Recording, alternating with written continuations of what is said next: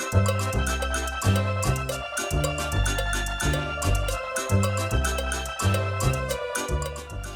to Pinewood Studios and the TV studios in particular. This is Studio One, where we're recording Not Going Out. I've done a few things here in the past, a remake of Dad's Army and the IT Crowd, to name a couple, but it's a great place. But at the moment we're doing Not Going Out. Okay, so this is the lighting gallery where I would sit in this position here with my lighting plot. To my right is the lighting console operator's position, and to my left is the vision controller's position. Beyond is the production gallery where the director sits along with the vision mixer and the script supervisor, and beyond that you've got the sound supervisor's position. So the three galleries here, this is our domain where we do lighting. So to my right is Simon, who's a console operator, and it's a juggling act between whether you make a lamp brighter or darker, or whether Jim, the vision engineer, will rack a camera to make that brighter or darker. Obviously, if Simon takes a lamp down, it affects all the cameras. So it's a real juggling act between what we do in terms of balancing the pictures. But they are my team, and I couldn't do what I do without them.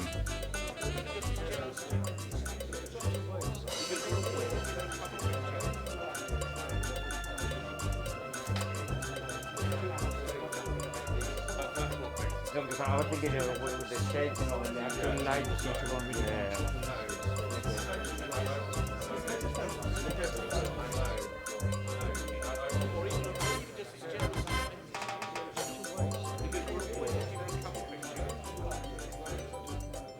Can I start then by welcoming everybody here? My name's Bertie Davis. I'm the chairman of the Society of Television Lighting and Design. This is the first meeting we've been able to hold since early 2020, when everything locked down. The Society's aims was always to have several meetings a year, and all of that stopped, and we've had some virtual meetings, but it's the first time we've managed to get a face-to-face meeting, and I'm delighted that we've done it, and I'm delighted that we've managed to do it in such a good place on an interesting subject. So first of all, I'm going to introduce the two guests tonight. We've got Martin Hawkins on the far side, who is a DOP I've known for some years, and I've seen his credits for even longer. He's worked on so many comedy shows. You read his CV and it's a bit like reading a list of British comedy. And Martin Kempton, who I've known for even longer, his CV goes back to, well, Top of the Pops, and I mean all sorts of studio. He was a BBC studio lighting director, and as such would have done the rota of shows, but again specialised in sitcoms, and his CV also reads like a history of British comedy, with the Venn diagrams overlapping somewhat, including this set here, which is ready for Not Going Out, which starts very soon. Both of them have worked on it, and part of the interest for tonight is to see how they've approached the same show in different ways. Can I start off just by finding out how you got started? So, two Martins, this is going to be confusing in itself. Martin H, how did you get started? I started at 16 years old as a postboy for London Weekend Television, which back in the 70s was part of the ITV network, for those who aren't aware of that. ITV was split up into lots of different regions, and I was lucky enough to get a job as a postboy at London Weekend, where they encouraged you to get to know the cameramen. It was a way of getting into the building to a certain extent. Your job was to deliver all the internal mail throughout the building, but ultimately they wanted you to show an interest in sound, camera, whatever you wanted to do. And my interest ever since I was about 12 years old, I think, was to become a TV cameraman. And so every weekend I was out on outside broadcasts, whether it be a church service or a football match or horse racing. People still waiting for letters to be delivered that you never quite got around to. I know, because I was always keen to get down to the studio. So I started as a postboy, and then fortunately a cameraman left when after about a year and a half, and I got a job as a trainee cameraman. Oh, fantastic. But you were interested in being a cameraman even from 12? Yeah, probably 11 or 12, yeah. My dad was a bricklayer and my grandfather was a bricklayer. But Dad had a cine camera from a very early age, and I was always fascinated by the fact that we'd film holidays and Christmas and parties in the garden and things, and then we'd get the film back 2 weeks later, draw the curtains, watch it. Just thought it was magical. And my parents celebrated the 50th wedding anniversary a few years ago, and or quite a few years ago, and so I got a little montage of old cine movies. But it was interesting that when I was like 5 or 6, my brother and I were in it all the time. But as I got older, I was in it less and less. So clearly I was operating the camera, which is quite interesting, which I hadn't realised at the time. But Yeah, happy behind the camera than in front of it. yeah, much happier behind the camera than in front of it, yeah. So, Martin Kay, how did you get into the industry then? I suppose way back it was because my grandfather, I should say our grandfather, because Chris, my brother, is also a lighting director, and he's still working. I retired a couple of years ago. But our grandfather was really into stage lighting, and that was in the old days of slider dimmers and things like that. So when we were very young, he used to drag us along to help with all the lighting changes. So he'd just sort of nod his head and we'd slide all the dimmers up and slide the dimmers down. And I just caught the bug from there, really. And by the time I was in my teens, I was lighting plays and musicals for the local theatre groups and things.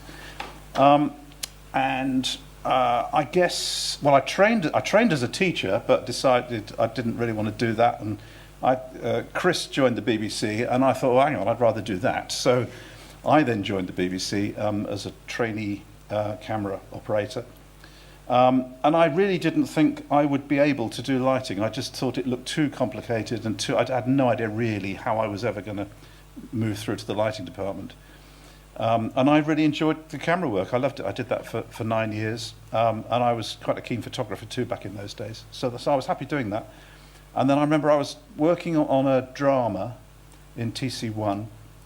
And it was one of those dramas where, frankly, I had nothing to do. I mean, I was a camera assistant at the time, and I said to the camera supervisor, can I go and just sit in the lighting gallery and watch what they're up to? And he said, yeah, all right. And so I went up and just sat and just watched what they were doing. And I thought, oh, I've got to do this. This is great.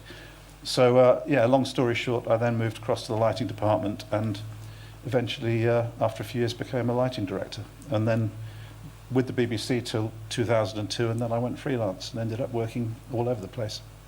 Yeah, because what a lot of people might not appreciate is that, particularly in studios, the route through lighting, it's the vision side generally. Although two cameramen, both very interested in lighting, moved into it, but it was the vision department would expose the cameras, and then operate the lighting desk, and then as a desk operator, you are an assistant to the lighting director.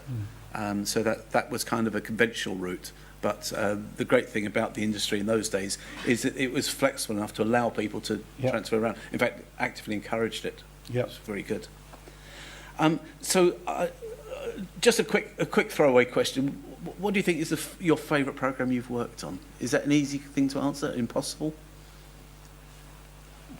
Well, a few pop into my head. In the last few years before I retired, I was really enjoying doing comedy. I mean, I did various sort of other shows as well, but comedy sitcoms and things. I think of those, a couple come to mind. I really enjoyed doing series 1 of the Goes Wrong show, which we did about 2 or 3 years ago now. And there were 6 of them, and they were all completely different from each other. They were a massive challenge for every department, and that was terrific fun. But I think the one that really stretched me the most and I really got the most out of was Upstart Crow, which was the David Mitchell Shakespeare sitcom that we did 3 series of that, and that was terrific because it was an opportunity to do the sort of lighting that you just don't ever get in a normal sitcom like this, for instance. I mean, Not Going Out was great fun, and I did years and years of it, and some episodes gave lots of opportunity to do interesting lighting. But there's something about something that's set, back in Elizabethan times and all, lit with candles and all that sort of thing, that you could sort of really go to town. So I really enjoyed doing that. It was a nice looking show.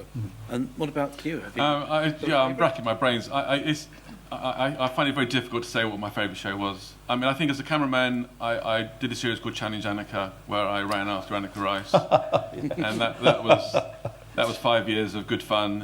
It was a program where it was like a makeover program where you built something, and what I particularly loved about it, apart from myself and the sound recorders were in shot all the time, which pleased my mum and dad. The whole concept was that you finished making a program, but then there was this building that had been renovated, or something had been built, or a playground had been built. So the whole kind of community benefited from a television program.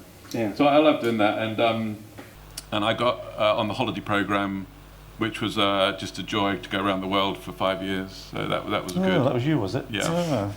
It's a tough life, isn't it? It was a tough life, yeah. But I couldn't really pick a good favourite program. I just love doing what I do, and every program to me is a joy. Yeah, If that's not a quote. I'd agree with that. I mean, sometimes you think your favourite show would be some big grand show, but actually sometimes it's the unusual and the people you meet is as good as anything else. Yeah, So yeah. I think we're all very lucky to have had such a varied Yeah. career. The Live Inside Number 9, that's another one that's just popped into my head. Right. That was terrific. Working with those two guys who are so clever. Yeah. And I've always loved watching Inside Number 9, and that's always shot single camera, so I would never have normally got an opportunity to work on it. But that live one, that they had to do multi-camera, obviously.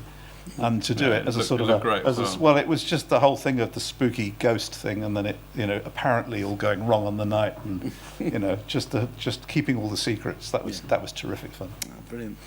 So anyway, we're sort of talking about sitcom lighting, which is where your careers coincide the most. I'm just wondering, what exactly is sitcom lighting? Is there an essence to sitcom lighting that is different from other things, or is it just something that we've kind of imagined and invented? I mean, I don't think it's different.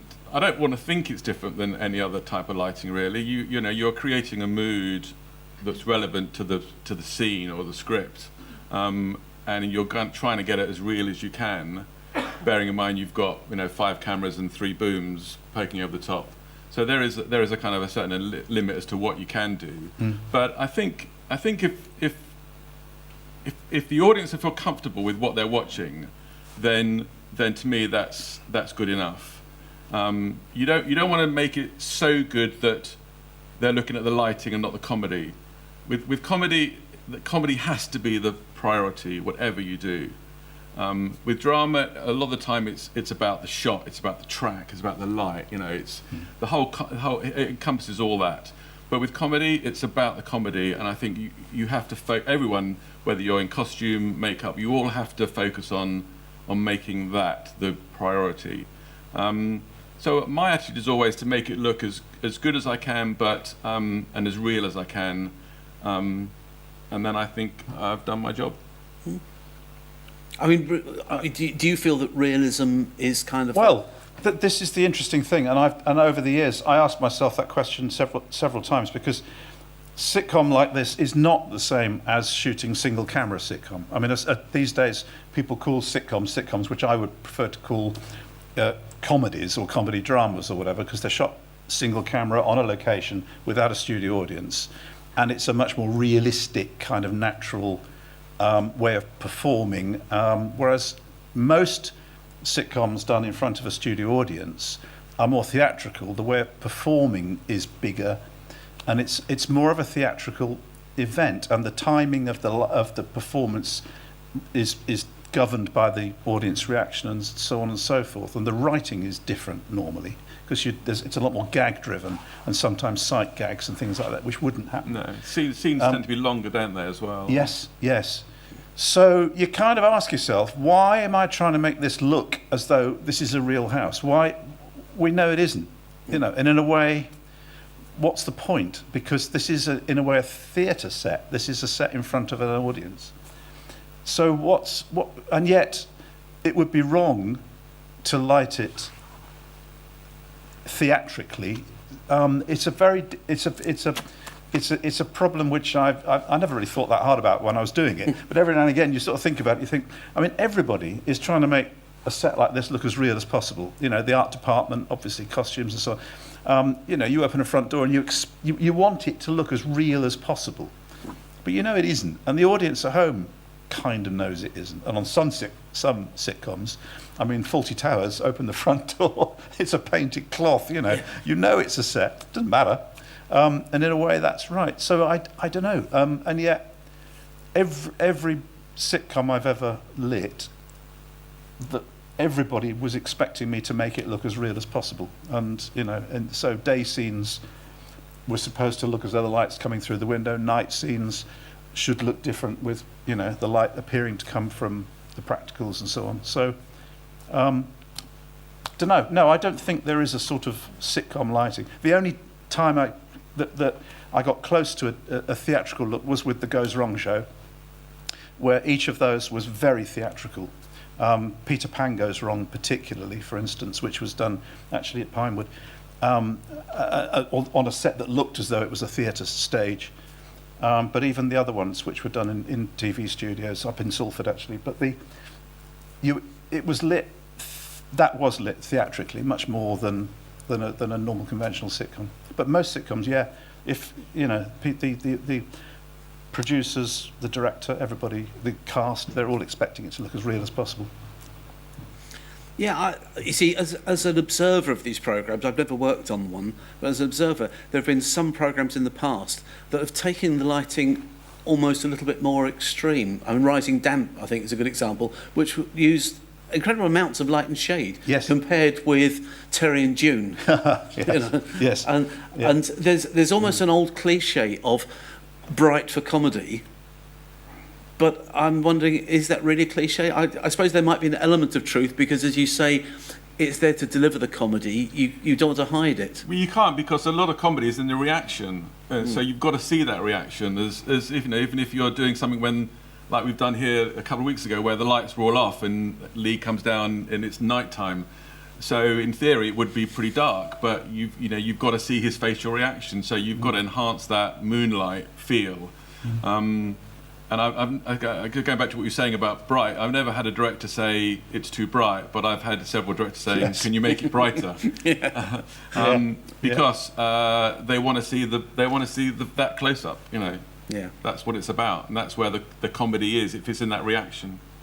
And what about working with a studio audience? Because I'm guessing that must be of great benefit to the comedy actors in it, because they want to play their act. They want to get their timing right with laughter.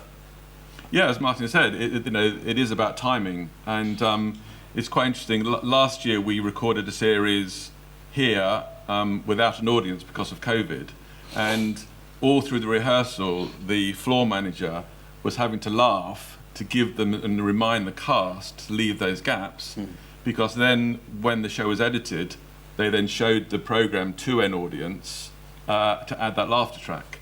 But of course, a lot of the time, they weren't the gaps there. So you have to make sure, and that's what's nice. That's what's nice about doing it in front of an audience, is that you get that real laughter and that real timing. But I'm guessing that must mean that you, unlike drama, that you might do drama on a set like this, but you might do it a few shots at a time. Whereas the comedy, you must want to do whole scenes or even whole episodes to get that comic timing right. Well, you do. You do, yeah. As I said, the scenes are quite long. In fact, episode 6 of this series, it happens in a courtroom, not in a courtroom, in a jury room, and Lee wants to run the whole 30 minutes without stopping. So yeah, I let a few of those. It's something he likes to do. Yeah. To get the flow. It's a real challenge for everybody. Yeah. I mean, it really is. Booms and camera crew, obviously remembering all the shots and so on, and the cast. But yes, you end up breaking the thing down into separate lighting cues and doing shifts of lighting balance as the thing progresses. You're constantly changing things all the time. Like here, a lot of the action happens behind the sofa, so you're having to light that area, but then halfway through the scene they might come down and sit downstage, so you're having to then maybe bring that lot down to focus more the cameras onto here, and so all that goes on. It's not a question of just lighting a set and then getting on with it. In any one scene that runs for maybe 5 minutes, you might have at least 2, maybe 3 lighting cues, plus lamps that are manually ridden. So there might be a conversation at the front door, and then people move through to here, then they might go through to the kitchen, then they might come back in here and sit here. So you're going through lots of different queues, because you can't, if you're lighting action at the front door, and actually I have to say this revamped set has got a dark front door, and when I was lighting it, it was white, and it was an absolute pain, because it really kicked the light back. So that area there would be lit for the conversation there. Then the action might move to back over there somewhere, and so you'd do a shift of lighting balance. But the audience at home should never be aware of that, and hopefully they weren't. And that's down to the skill of the console op, of course, getting that crossfade right. But then there might be a moment where somebody turns their head and looks in a different direction. So you might have a lamp that needs to be ridden up a bit just for that moment, and then that's ridden down. And again, the audience at home has no idea that that's going on, but there's all these constant shifts of lighting balance going on, which you wouldn't normally, I would imagine, have on a drama shoot with single camera, where you set the thing up, light it, and then that is just lit for that particular moment or those few minutes or so. And of course, in theatre, they would have exactly that. Yes. You'd have Yes. a scene that was in here. Yes. And as you say, they'd go behind the sofa, there'd be a queue. Yes. And then there'd be a time queue. Yes. And they'd have, 2 weeks of rehearsal maybe, building all those queues. Oh, yeah. And a DSM calling every one of those queues. Yeah. And every queue would be timed and rehearsed for its up and down times to work exactly right. Yeah. How many times do you get to rehearse? Yeah, well, we don't. I mean, that's the thing. We don't get a technical rehearsal in the way that you do in theatre. We're doing the lighting balance at the same time as the camera crew are rehearsing and blocking through the scene, and then usually a scene is rehearsed a few times for cameras, really. And it's all the director's working with the cameras to get the shots, but then everybody else, like the booms, they're working out how they're going to pick the sound up, and we're working out how we're going to cover it. So we're sort of riding on the back of those rehearsals, aren't we? Very seldom do we ever get the chance to say, sorry, we need to just rehearse that again to check our lighting. That wouldn't go down very well. There's too much to do in the day, No, I've had experiences, I'm sure you have as well, where we've done a retake for lighting. They've used the original take because the performance was better. Yeah. Yeah, it's all about performance. Yes, you can't just assume they're going to work with the lighting. Well, look, can we talk about not going out then? Because you've both done it. You've both used, I'd say, noticeably different styles, and both come up with equally good and different results. I mean, should we start historically with how you used to do it? Yeah. Okay.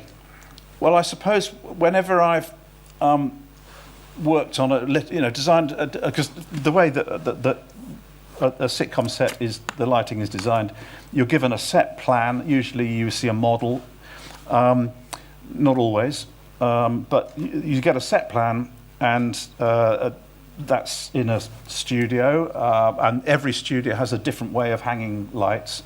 In this studio, it's terrific. There's all these monopoles, so you've got huge flexibility as to where you can hang the lights and what height they can be, and so on and so forth. So you sit down with your pencil and paper and your stencil, and you draw the lights on, and then you think, well, somebody's going to stand there, somebody's going to stand there, so I need a lamp to do that, lamp to do that.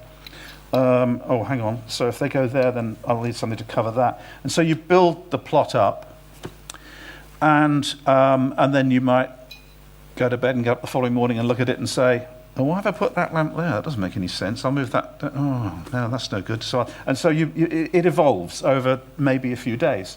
Then you come in and you do the pilot or the first episode, and that's when you learn what worked and what didn't. And then on a series like this that comes back year after year, you try different things, and you realise you've got a problem with a position that never quite works. So let's stick a lamp in there to do that. And that helps. So we'll do that next series. And so with a series like this that went on for many, many years, I ended up with a light rig that was huge, as Roy, my gaffer, will testify. That was lamps doing this, that, and the other, little lamp here for that, and a little lamp there for that, and there's something to cover that, and then that has to be just that height to get over that one. Now, the great thing about Martin is he's come in and he's ignored everything that I did, and he's just gone, well, do all this, and this works, and of course it works. It all works perfectly, and everything looks fine, and it's just a different approach. But my shall I stand up and Yeah. walk? This set has several. Are you hearing me? Yes, you are. This set has a few problem areas, and one of them is the front door, because a favourite thing is for somebody to go to the front door and do this and say, "Oh, hello," and they have a conversation at the front door. And this is not done shot by shot. The whole thing is shot in a sequence. So you'll have cameras, 2 or 3 cameras in the set here, and you'll have a camera out there. You've got somebody standing here. There might be 2 people standing here. There might be 3 people standing here, and somebody out there. Now you've got to light these people here. You've got to light that person there, and there is a boom doing this to pick up the sound. So, you can light. I mean, I ended up. Fortunately, the design of the front door was different when I was doing it.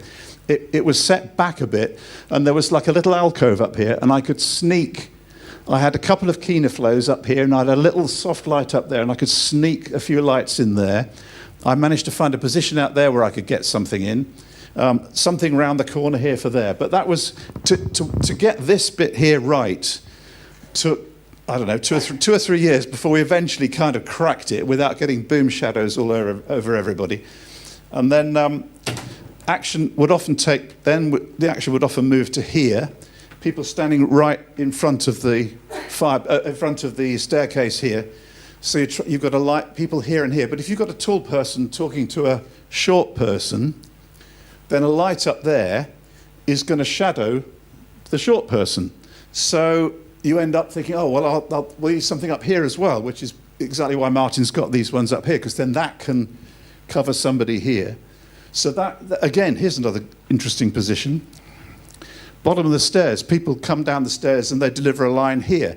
Well, you can't light them from out there somewhere because there'll be a boom shadow all over everything. So, what are you going to do? Okay, well, you then end up. Martin's got exactly what I did. He's got a little zip at the top of the stairs there that can come down and kick them there.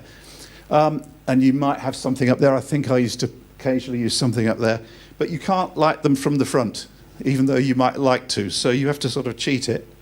And then there's another tricky position. Sorry if I'm going too fast.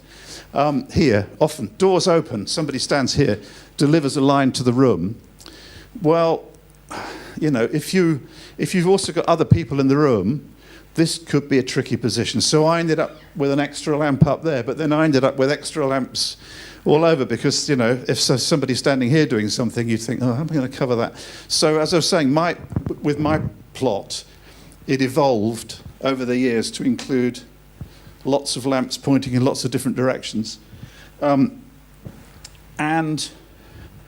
the only other thing I'll just mention briefly is that I can put that down. The only other thing I'll mention is that I like to mix colour quite a lot. So, for instance, daylight scenes, I like to get a sense of cold light coming from the window. And to give an excuse of why there'd be cold light from the window and warm light from the room, I would often have practicals on in the room, even in a daylight scene. So that was an excuse for cold light and warm light. So I would have 1 or 2 lamps up there with a half CT blue or a quarter CT blue, just to give a cold kick as well. So that all added to the size of the rig. But I've got a still, and you just get a sense of the different lights pointing in lots of different directions at the top of that frame. Well, I'm sure the lighting company were really grateful. Oh yes, but in a way, it's good to kind of sort of wipe the whole thing clean and go back to be the beginning again, because a lot of those lights were there just for historical reasons, and in a way they didn't need to be. Anyway, that probably takes us to where it's gone to, because well, where it's gone to? Well, it's gone to where it is now, and it works perfectly. I started lighting. My first sitcom was Black Books a few years ago, and so you, as Martin said, you sit at your kitchen table looking at a plot, thinking, right, where am I going to put these lamps? Well, they've got to go upstage because the boom shadows. That's your priority. But then upstage keying often gives best modelling. So, and I was working at Teddington where these north lights have come from, and fortunately I'm still able to hire them. So and I just love them. The best thing about them is the egg crate, from my point of view, because they're a lovely soft light, and that's what I like using. Yeah. But a soft light is only as good as its egg crate, as far as I'm concerned. Well, I should explain to, because I know there's some non-lighting people here, but the egg crate is that, obviously, that grid that's on the light, and its effect is that if you've got that as part of the structure of that grid and the light source is here, if you look at it off axis, it shades it. So although it's a soft light, which in theory is spraying in all directions, the egg crate keeps it a bit more directional. So as you get closer to it, if you go underneath it, you actually start to get darker. And although you might not be able to see, they're a square light, so the egg crate can be turned 90 degrees, which is why all the ones upstage are long, but the ones downstage spread the light that way. Which is why, again, I have a black drape here, which is just tidies the light from the top of the set and keeps it all focused onto the floor. So going back to Black Book, so I kind of looked at this plot and thinking, well, I'll have one in that corner and one in that corner to do the desk and the entrance, and then quite often you have one downstage of that, because if the director decides on the day to move the actors downstage, you can't go moving light, so you'll put another light in. And then maybe another row, just because, again, the bigger the soft light, again, the softer it is. So I did that, and it worked for me, and I've kind of taken that principle into most sets I've lit. It just works for me. It might not work for everybody, but it works for me. And I think that's the thing about lighting, is that no one can tell you how to light. You've got to find it for yourself. You've got to find out what works for you. This works for me. These north lights work for me, and I'm very confident and happy with what I can do with them. I don't know if, Simon, do you want to go to a day file, and we'll just show you what the difference you can make. So in effect, you've changed the feel of the place just by changing levels of lights. Obviously, we're bringing light from the windows in. Practicals go off. The lights on that side tend to be then brighter than the ones on this side, because that gives a feeling of light coming through the window. As Martin mentioned earlier, colour temperature, you can change the colour temperature of the camera, so you run them quite warm for an evening scene and quite cooler for the day scene. And like Martin says, you can bring in slightly cooler light from the outside, which gives a feeling again of daylight. And that's one of the beauties about LED lights now, is that you can have one light that does everything. Whereas, so Martin would say that you might have two lamps, one with the blue gel on it to give a cooler feel, one alongside it, giving a tungsten feel. Whereas now you can just say, okay, we'll just change that color temperature. And I just, me as a person, I like keeping things simple. That works for me. I can focus on one or two lamps. I don't like focusing on hundreds of lamps. So so one lamp, one job. That's my attitude, and that it's there to do that job. But anyway, yeah. So that's kind of a daytime look. Thanks, Simon. You go back to the evening. Thanks. Yeah, it's very interesting. Because they are very different approaches. And both are valid. I've done a little bit of lighting teaching, and I'm always saying to the students, you have to learn the rules of lighting and then go out and break them. Yeah. Because all rules are there to be broken, and all that direction of where should the light come from. But you've got to understand them first to otherwise you're just breaking them randomly. Yeah. So what about the setup of the studio? Do you colour balance the cameras to a particular colour, or do you vary that show by show? Or I just go 3,200 Kelvin, and then allows me to go slightly warmer for night scenes or slightly cooler for day scenes. But generally, it is that balancing act between putting some warmth or cool in the camera and also putting some warmth or cool in the light, depending on what you're doing. It's a balancing act. I don't think there's a rule or a right or wrong way. No, I'd agree with that. Yeah.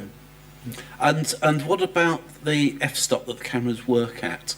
Do you aim for a particular f-stop? I mean, there's always that balance between wanting a lack of depth of field to get separation from the background, Yeah. against helping the cameraman to focus? For me, it depended on the show, to be honest. On on some shows where you really do want it to feel more dramatic, then I would work not quite wide open, but maybe a stop back, because sometimes you still need to push the camera a bit. Yeah, so you always need need a a little bit bit. of hand, Yeah, don't you? yeah. But I don't know. A show like this, maybe about f3, something like that. But yeah, you're not. I mean, you do want to throw the background out of focus a bit to give it that kind of filmic, kind of single camera look. But these cameras, of course, are never going to have the same shallow depth of field as a an Arri Alexa or something like that. No. But I'm guessing with the sensitivity of modern cameras, that means you're actually putting negative gain in the cameras Yeah. to get to the f-stop Yeah. you want, Yeah. or neutral density filters. Yeah. Yeah, Otherwise it was- several times I've walked out from the lighting gallery onto the floor, thinking, "Bloody hell, that's dark." Yes. Because you're bringing the lights down all the time Yes. to get that stop kind of quite low. Yeah, cameraman. And you don't realise then how dark the actual Cameramen set hate is. it, of course, because they're struggling to focus. Yes, then- but it looks good, Yes. and that's what they're paid for. And of course, the other thing is, again, you don't want the cameras to look too edgy and too electronic. You know, if you're lighting a light entertainment show, a game show, or a variety show, or music show, or something, you probably want the pictures to look quite crisp and edgy and sharp. But something like this, no, you again, you're tweaking out the artificial sharpening of the camera to try and smooth it all, make it look a bit more filmic and a bit less electronic. Which again, sorry, Dave, I can see you sitting out there.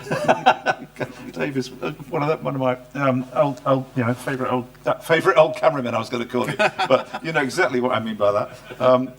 Yeah, same age as me, and we've been working together for many years. But I remember from my days as a cameraman how difficult it was to focus on some shows. Not only are you working fairly wide open, but you've also got a diffusion filter in the camera. Yep. So there's another layer of diffusion that they got to get through. But they're well paid, so they can do it. Yeah. Exactly. I'm only saying that because the camera supervisor's here. Yeah, exactly. On your team, then you've got the desk operator. Yes. How's that relationship work? How does that? Do you get to choose your desk operator? Yes. Yes. And presumably it's people you work with a lot that you establish a relationship over years? Yeah. Yeah. Basically, your lighting team is your gaffer on the floor first and foremost. Then you've got your console operator and the vision engineer.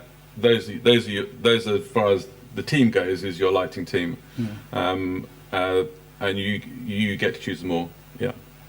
Because it's quite important, isn't it? Yeah, you've got to work with someone that you know. Having said that, because I inherited the show from Martin, and Jim Murphy, who's been the vision engineer for virtually all the series, I didn't want to come in and start changing everything. So I went with him, Roy Winfield, the gaffer, who I know very well anyway. And Simon Braddock, who was our console operator. Work with those a lot, yeah.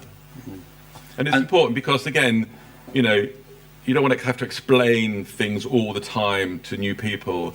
I think that's why most people in TV like working with familiar people, because you build up a dialogue with them, that they know how you work, you know how they work, you know the job's going to get done, and that is peace of mind a lot of the time. Yeah, and even like a shorthand language of what you're trying to achieve. Yeah. This wants to look like that. Yeah. Yes. Without Yes. having to explain it. Yeah. I used to like, because I don't do it anymore, but I like my console op to do the balance that they think looks good, and then I will comment on it, rather than me say, right, that lamp at that level, that lamp at that level. I let them get on, do a balance, and then I can be the viewer, if you like. And sometimes they'll choose to use a lamp that I wasn't expecting them to use. I'll say, what are you doing there? I say, oh no, that's not for that scene. They say, oh well, hang on, actually that's quite good. All right, yeah, use that. And I will then be chipping in comments and saying, oh, a bit more from the window. Oh, crikey, that's a bit bright over there. Let's take that down a bit. And so I talk in more general terms like that. Although sometimes I'll say, have you got 25 on? Is that? That's the one. No, you don't need that. Turn that off or whatever.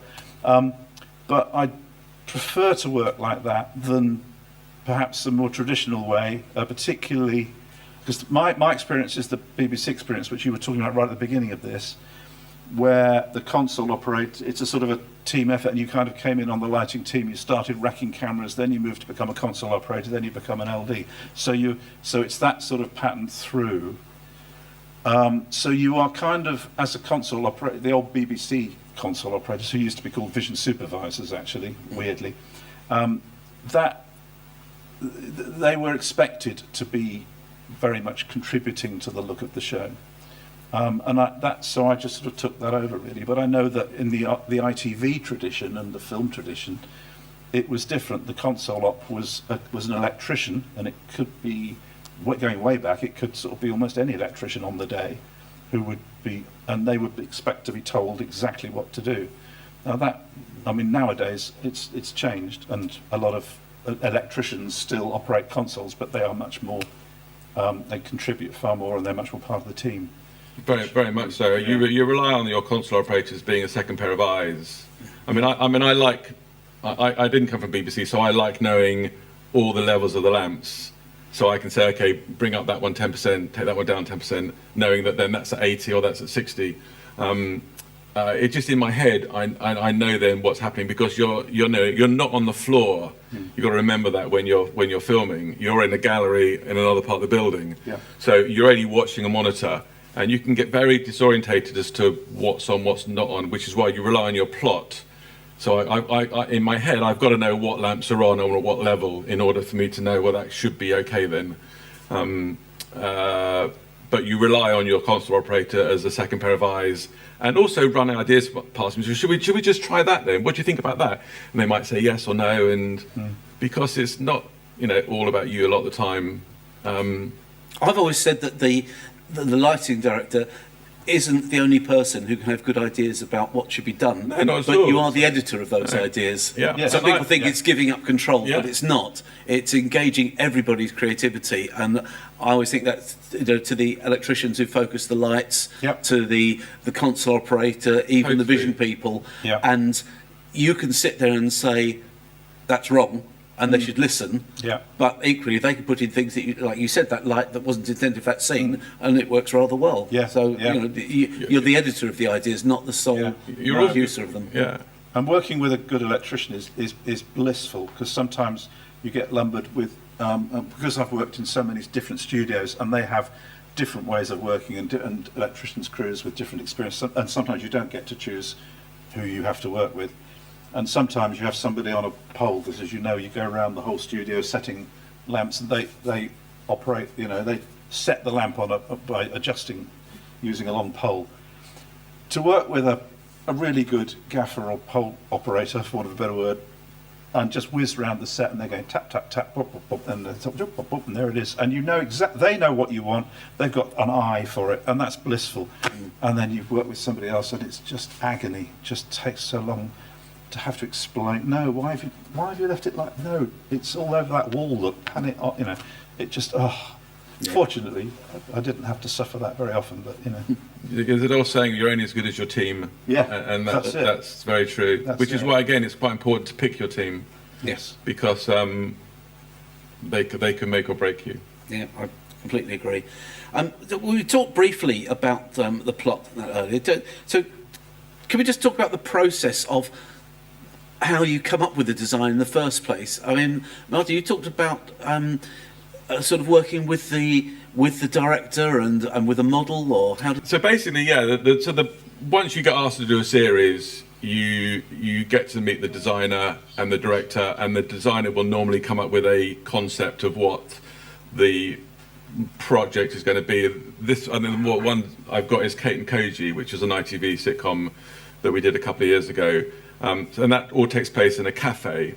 So it was quite, and the cafe had to have certain things. It had to be a little back room, had to have obviously the workshop area, the serving area, and where the tables were had to be further enough away from the serving area so conversations could happen. So the first thing that happens is the designer will then model something up on a computer so that we can all see what we're thinking about. And then the director will throw ideas, I will throw ideas, and then that normally gets transferred to a model, if you're lucky. And and then that model becomes more of a, this is what it's going to be based on, and then you can look at different angles from camera points of view. Okay, we need a little camera trap there, the director will say. I can say, look, can I lower that wall because I want to get a little lamp lower there? So all these things happen prior to the set being built, and then that makes the set or build obviously cheaper. So then once that gets nailed down, you then get your lighting plot, and then the lighting plot becomes your key.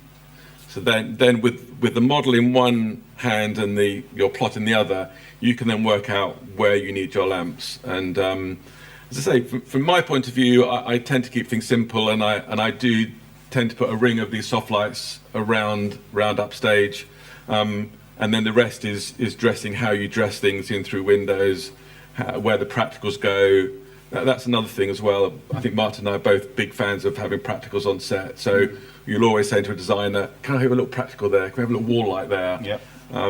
So these things happen. And then you do your plot, and if you're lucky enough, the set will stay built for the 6 weeks.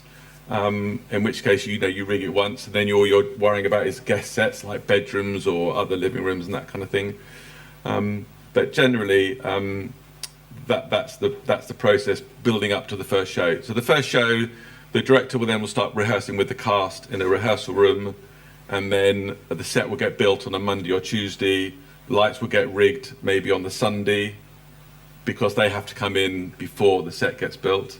And then on the Wednesday, all the lights will get lowered, and that's my chance to fine light and focus everything.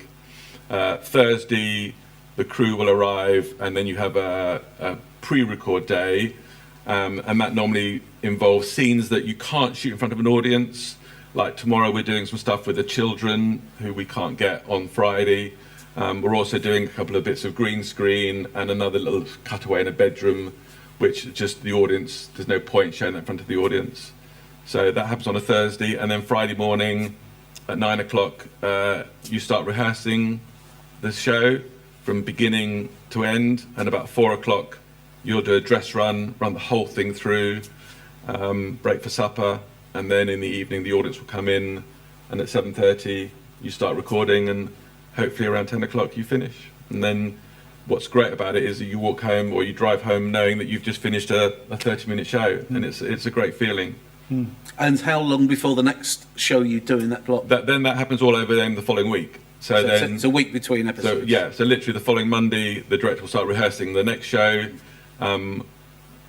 Depending what's in, like for instance the cafe and the bedroom set we got, they may have to go out at the weekend, and then another set will come in there, like another bedroom or another living room or a restaurant, for instance. So the designer will give me the plot the week before. We can discuss what's needed, what's not needed, and then that gets rigged on the weekend. That comes in on a Monday or Tuesday. Wednesday I fine like that, and then Thursday all over again. So and that happens for kind of 6 or 7 weeks, depending how many episodes in the run. I've got to ask, lighting plots, pencil, computer? Yeah, for me it's pencil and stencil. Yeah, I'm not computer. I'm afraid so. I mean, I did start playing around with, with computer systems. I tried playing 2 or 3 of those, but for me, just to have the whole sheet of paper on a tabletop and look at it, and then you notice something out the corner of your eye on a different set, and you say, well, hang on, that's odd, why have I done that? Oh yeah, I know, because of that. Oh well, hang on, if that lamp goes there, I can just turn that round, I can use that for that, then I can use that for that. So it evolves, and I just found that much easier to do paper and pencil, really. It doesn't matter how big your monitor is, it doesn't quite feel the same as seeing a whole full-scale 1:50 plan of the whole studio and all the lights on it. Yeah, I think, not that I do a lot of moving lights, but I think if you're doing an alley show where you want a row of moving lights here and a row of moving lights there, that's probably different.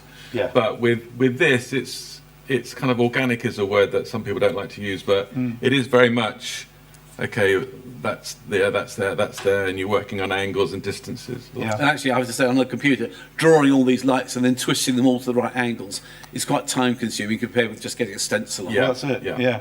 Yeah. And I always draw lights on the plot pointing in the direction that I'm going to set it. Oh yeah, you know, absolutely. Yeah. I don't just draw a whole row of lights and I know in my head, oh, that one goes there. It No. just helps me and it helps the console op and helps everybody really. But when I did a BBC lighting course back in the 1989, I think it was, and somewhere around there anyway, because we were on the same course, weren't we? And after that, I then did 6 weeks in studios as a training thing, and we used to get a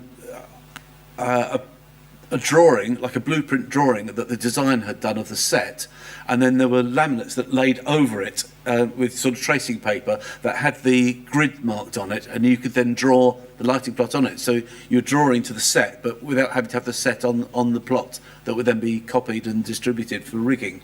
Yeah. I have to say, when I first went to TV Centre to do one of those, I found that really confusing. Really confusing. I had to draw the set outline on those laminates because I couldn't, in my head, work out where the lamps were otherwise. But what do they give you now then? Do they give you No, same thing. And to be honest, yeah, when I was doing this, I still used the flimsy on top Yep. and just draw a simple outline of the set. You had to have the set drawn on it, but you don't have to have all the detail that the designer would have on his. So really, it was a simplified way of just drawing the outlines of the different rooms and so on. Yeah. And then drawing the lights on that. And then you have a lighting plot, which has just got the lines of the basic shapes of the rooms. But you've got all the detail of, you know, what you... But in a minute, I want to invite any questions, if you've got any questions you want to ask. But a couple more things I wanted to ask. One is how, in the time that you've been doing lighting, equipment's moved on enormously.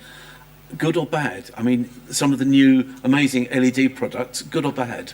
Oh, all good, I think, as far as I'm concerned. I mean, I'd much rather have one lamp up there that I could change from 2,800 to 1,100 Kelvin.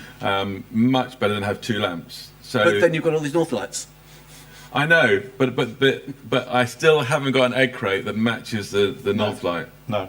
And that to me is...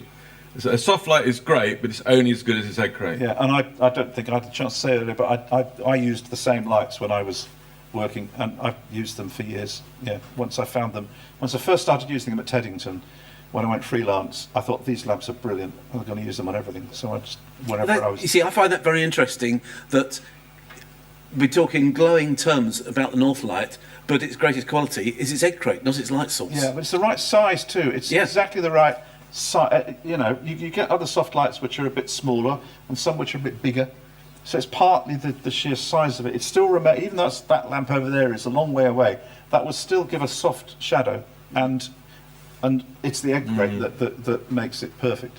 The other interesting thing here is that the tracks, each light goes in a lighting track, and the North light is the perfect width, so I can get 3 in a row up there. Whereas if I had a couple of 60s with the egg crates on and the soft boxes on, I can't, because they're too wide. So that's another reason that they work for me in terms of they're just perfect for the tracks here. Did you get any pressure from production for sustainability reasons to use LED? Quite the opposite. Well, as I keep saying, I've retired now. But at the beginning of 2020, I'm talking about 2000. At the beginning of 2020, before COVID was heard of, I thought I was going to be lighting shows that year, and I thought this is time I started using more LED, and I contacted all the productions that I was due to light that year and said, look, I want to halve the amount of power I'm using, so this is what I propose to do. And I sent them a rough costing of what that would cost, and almost there was only one production that said, oh yeah, that's fine, yeah, I agree with that, that's fine, but the others were horrified at how much more it was going to cost, because it just isn't in their budgets. And I know everybody, is trying to go green, but unfortunately LED fixtures cost a lot more to hire than boring old-fashioned tungsten ones, and somehow that nettle has got to be grasped, really, you know. And the power saving, because I said, well, it'll save, you know, the studio a lot. There'd be far less electricity used, so there'd be big power saving there.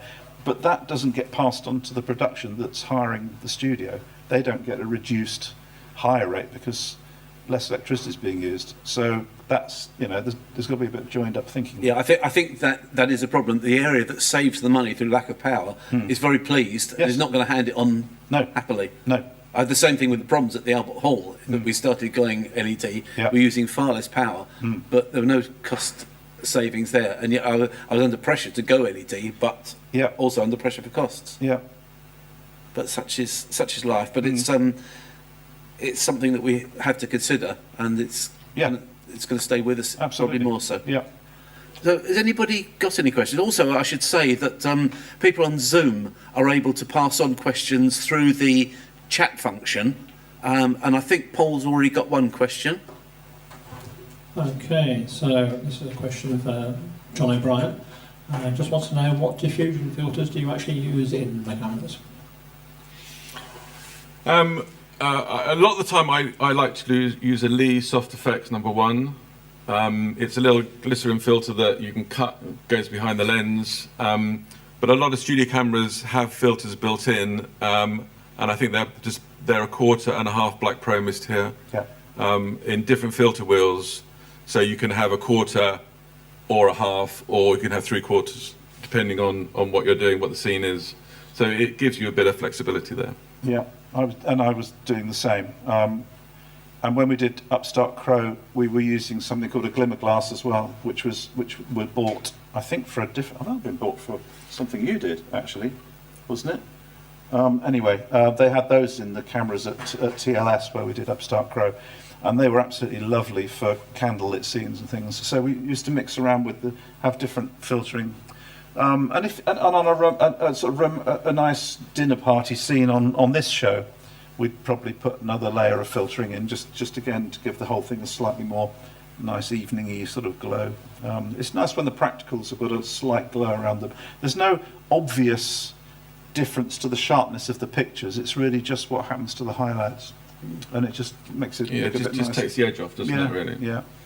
With all this care for the pictures and attention to detail you put into it, you both get involved with the grading of the programmes as well afterwards, yes? Hopefully.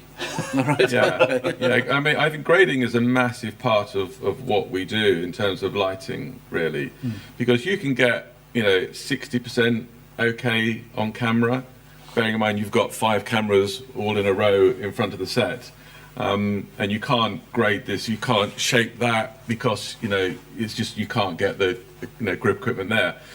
But in the grading you can, but the grader's not going to know that's what you want unless you're there. So I do insist that we both do insist that we're there as much as we can, because that's where you can start improving things. And it's not about changing colour, it's about shaping a lot of the time. It's about taking some light off there, taking some light off here.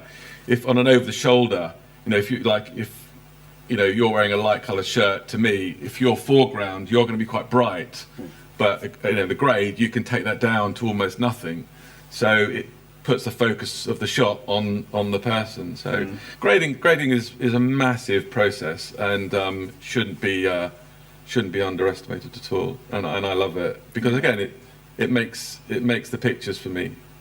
I absolutely agree. It's down to the colorist really, and we were talking about this earlier, weren't we? That some colorists absolutely get what we're trying to do, and they work with us and help us to refine the pictures, to shape them, just to tweak the color a little bit more warmth there, maybe a bit less there, and all that kind of stuff. Whereas others, I'm afraid, just see themselves as being the next step in the process, and now it's come to me and I will now do what I think should be done to the pictures, which of course is very frustrating sometimes. I can imagine the picture you talked about earlier, how you use colour. You've got the daylight cool and the interior warm, and the colourist thinking, oh, these are a bit blue, I'll just take that blue out. Absolutely. And because colorists most of the time work with single camera material, which might end up might have a built-in colour cast to it depending on where it's been shot. Their first instinct is just to neutralise everything and to bring everything down to a sort of a mean white, if you like. So when they're given scenes that we've lit deliberately warm or deliberately cool, their temptation is to correct that because it looks like an error. So you have to say, no, we want that to be warm. That's a nice night cosy scene. This is a daytime scene. That needs to look cooler. So, but most of the time, it's a very productive and an enjoyable experience. So, anybody got any questions from the floor? Are there issues mixing LEDs and the tungsten lights? No, I don't think so. No. I mean, I tend to, if I'm using a mixture of the ARRI S60s, which or 30s, you put them in a 3-2 mode, and they match the north lights pretty well. Actually, I must admit. No, they're okay. Is this about the same level of light as you shoot? Yeah, pretty much. Yeah, obviously we've got these two lights up here which are lighting us. Yeah. They're probably a little bit brighter for these cameras than I would have for the studio cameras. Yeah. But generally, yeah, I think the practicals are more or less what was in the file. A few years ago, I started using little 1x1 LED panels on 1 or 2 shows, and they were difficult to match sometimes because by eye they would look correct. They'd look the same warmth as the tungsten, but when you came to the grade and looked at the two faces, maybe one would be noticeably more magenta than another, and so that would have to be corrected in the grade. But that's easy to do. You just draw a line around the face, and then whatever's in that window can then be corrected differently from the rest of the picture. It's done. It's done so quickly, but it's a bit of a pain when you've got to do it on every time you come to that person in that panel. But nowadays the LED products are so much better. Yeah, not very good for live. No. Absolutely no. I mean, I'm going to chip in here just from my own experience, is that a lot of what I do is something that's seen live and is on camera, and I do have an issue with some lighting fixtures that they can look surprisingly green on camera. So you think it's easy. I've got a mixed rig of tungsten and LED, so I'll take the green out of the LED sources I'm using, and it looks fine on camera, but by eye it's now looking pink. And just the rendition on camera is different than eye. So if you work in a studio like here, it kind of doesn't matter what the audience here sees. You're only making television pictures. But if you're doing something that has a live audience, you can't have part of stage suddenly go pink. And it's as strong as that. With some fixtures, it can be as strong as that. So that's a problem I'm finding. Are you still using par cams, Bernie? Nothing like as much as I do. No, I've started using LED wash lights more and more for those sort of venues like the big buildings that I used to do with lots of par cans, sort of front and back lighting as a formula up and down the building. I've been replacing more or less 2 par cans with 1 LED wash, and it means I get a moving light that I can actually focus from the ground and adjust the focus as suits the show, and I get better daylight colour. Whereas with a tungsten par can, to cool it down at all, you're losing all that energy. So the LED washes have been a good replacement for Are that. you using the LED washes on the proms?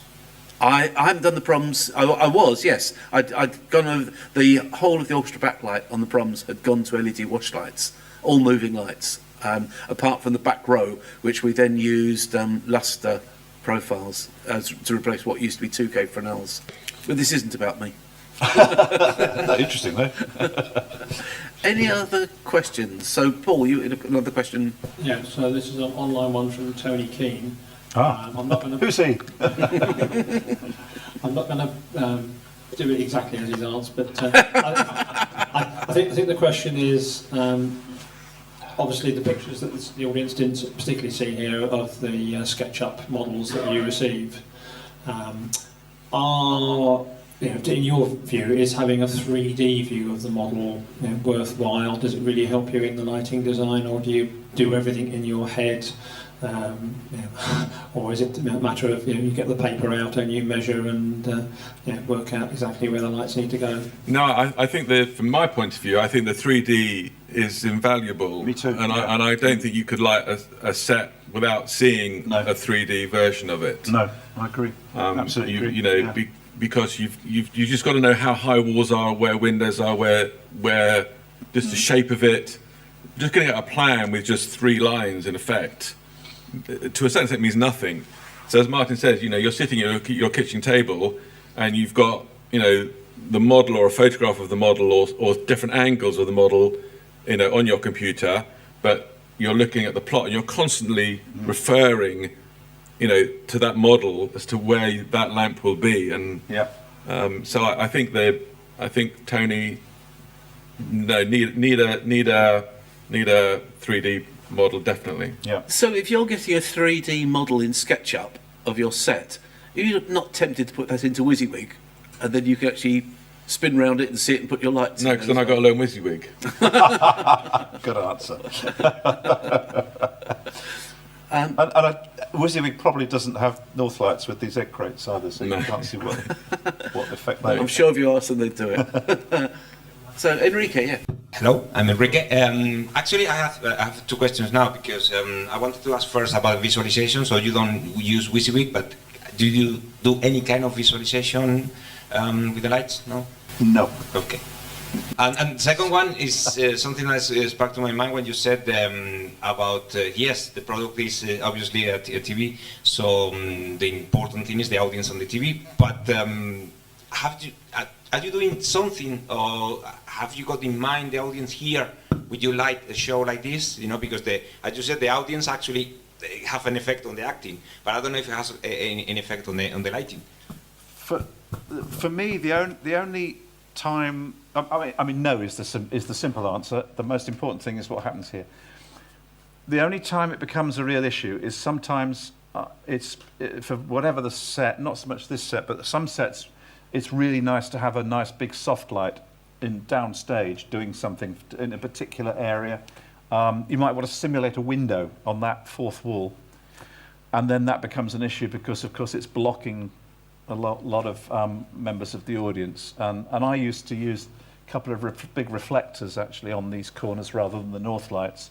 I found some reflectors that had a kind of a fabric that spread the light sideways, which I found was really, really good. So that gave a sort of strip of soft light across the set. And they're quite big, and if they were too low, then they again blocked off parts of the audience. So you had to be a bit careful about using those. And once I was asked to move a light by the producer who came and sat in the audience during a rehearsal and said, well, you can't have that there. Half the audience can't see. And you think, well, yeah. But they're looking at monitors anyway, aren't they? Yes, they've all got monitors out. Exactly, they're not. And it's lit from monitor. So, yeah. So that's a bit frustrating, and obviously if a producer asks you to move it, you have to. But no, you're not really lighting for that audience at all, to be honest. No. No, but it's interesting, your question about visualization, though. It is an interesting question because right through the process, from design, you know, the designer can show the producer and director, you know, the model. They can get fabrics. They can get, you know, photographs of the type of furniture they can get the wallpaper. So you all know what the set's going to look like. The costume designer can bring in the costumes and show the costume what they're going to be like. So everyone has an idea of what things are going to be like. No one knows what it's going to look like until the lights get turned on. Yeah. And that's quite scary to a certain extent, because you know you don't know what it's going to look like until it gets turned on. But that's another reason why people like working with people you know. Because you know what it's going to look like, because you know you've got Martin Kempton or Chris Kempton or whoever, you know. It is always slightly terrifying, that first day of a new show on a new set, and you just hope you've got it right, and the lights start to go on. Yeah. And you either go, oh, phew, you know, oh, actually that's all right, or you go, oh shit. Now what are we going to do? You see, I remember working with Stan Snape, who I know you consulted for a long time ago. He was an outside broadcast lighting designer. Used to do big shows like, you know, Royal Varieties, those sort of things. And I remember him saying, he said, you never get over that moment when you haven't yet seen any pictures and you're worried about whether this is the one where it's all gone wrong and nothing works. And then the pictures start to work and you think, oh, that's all right then, I've got away with it again. Yeah. And I agree. I still go through that, and I think everybody does. It's that sort of, but it's, you know, it's that concern that makes the pictures good, that you're worried about how it's going to be right until you see them. Yeah, it's sometimes things that you never thought of. It's things that are incredibly reflective, maybe on an upstage wall or something that you've not really realised was going to be quite so shiny or so bright or something, and suddenly you discover that, I mean, windows and things on an upstage wall are a nightmare because they reflect lights like these, you know. That bay window, for instance, yeah. is a nightmare because, again, it's a bay window, so anything that's low down, whether it be the polyfill or these ones here, or even sometimes you see lamps through the kitchen. Yeah.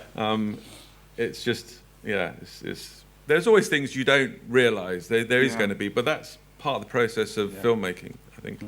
There's the TV studio at the Millennium Centre in Cardiff. People were concerned about the reflections you get from the window, so the designer angled them, but they angled them the wrong way. Oh, no. So they were reflecting all the lights. No. Oh, God. Any other questions? In Elstree, when we lit Birds of a Feather and Clive Anderson Talks, there was a lot of poly as well. But here, it seems you're using it to shade the lights from the audience. Is that right? No, there are 3 2Ks that bounce off these 3 polyboards. So if you go to the daytime file, Simon, so these then come up and give a much bigger, softer light from them. It's interesting because in 30 years, not a lot has changed. No. No, not at all. If it works, why change it? That's right. Somebody commented earlier when they looked around the studio before we started that it's nice to see a lot of historical lights in here. And I did wonder whether they thought that they'd been put up deliberately as museum pieces, but no, this is the working rig waiting to go. And very good it is too. One more question here. I'm gonna make this the last one, unless Paul had another Zoom one. A quickie, just basically in terms of with sitcoms or any studio productions, what and how do you take that to the road for location shoots within that have to fit in? You know, in the old days it used to go outside and it would be filmed, wouldn't it? And we used to see a different quality in that sense. So I'm just interested for I guess there are times where you have location shoots quite often. Yeah, I mean, I'm a big fan again of the studio is the most important thing. So therefore, when you go on the road, you try and match the cameras. So, in fact, Dave and I are going out in a couple of weeks to do some inserts for Kate and Koji, and I'm using 2 2/3-inch cameras because that's what we use in the studio, and that they will match perfectly. It's a little bit frustrating sometimes when you do a show and someone's gone out and shot them on a large format, you know, Red or an Alexa, and it's much harder to grade them to match the studio. So that's a bit frustrating. But me personally, I will always try and match the studio cameras and take those. But also you try and match the style. I mean, there's a great danger that you're out on location, so you can do long tracking shots. You know, you've got the space to do that, but actually, you know, it starts looking very different. So I think to me, keep it simple and keep it what you do in the studio, and lots of 2 shots, mid shots, and close-ups. In terms of the actual lighting side as well.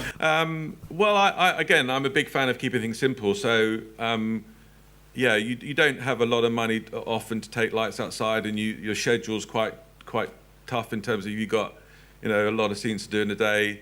So again, keep it simple is probably the trick. But yeah, I wouldn't have Northlights on location. You'd probably have something else. But then these were designed for what they do here.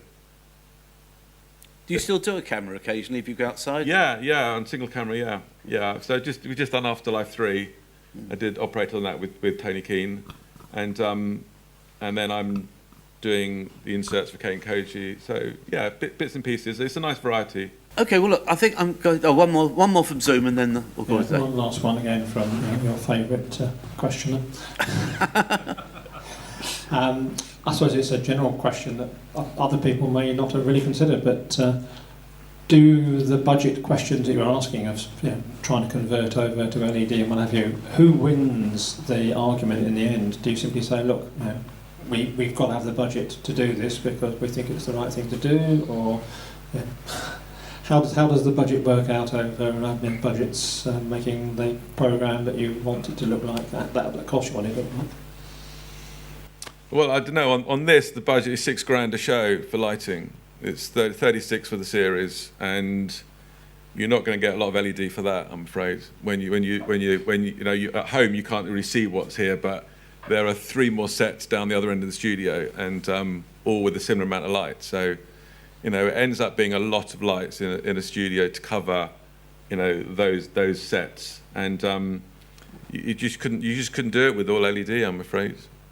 Having said that, they're not on all the time, so you are running a lot of 2Ks here, but then when you're down on that set, all these will go dark. So you try and get a balancing act. And really. very few are burning flat out as well. Yeah. A lot of them are burning at sort of 50, 60, 70%, Yeah. which, so although on paper you might look at a rig and a whole equipment list and think, my God, look at the amount of power that's being used there, but actually at any given moment it's a lot less than that. But no, I don't know what the answer is. No, We touched on it earlier, because it's production companies, independent production companies have to make a profit. They are businesses, they're in the business of making television programs, but they can't run at a loss.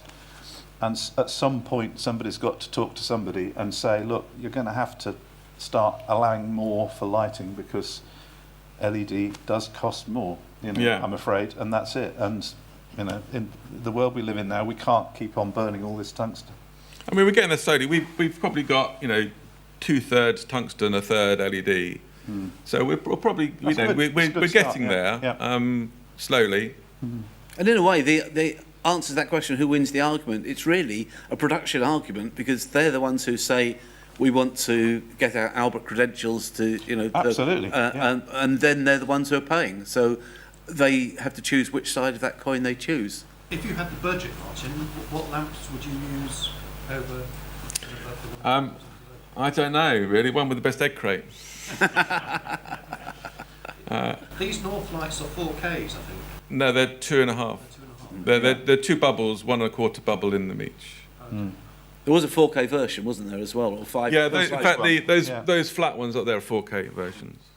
Okay, look, I'm going to stop it there, because we've had a good session, and I would say it's been fascinating for me. I've really enjoyed it. So there's a few people I'd like to thank. I want to thank MBS Equipment for providing the refreshments. They're the lighting company who have the contract to provide all of this lighting in Pinewood and beyond. So Simon and Toby and Jane, thanks very much for providing it and to help dish it out as well. Yep. And sorry to those on Zoom who couldn't participate. But no, I'd like to thank everybody who's joined us here, particularly the students who have come along from London Metropolitan, Rose Bruford and other places, and we have more who have been watching online as well. Very welcome to come here, and it's nice to meet you all. And thanks to Avalon for letting us use the studio, but mostly thanks to Martin Hawkins and Martin Kempton for giving up their time. And well, it's nice to have a day out.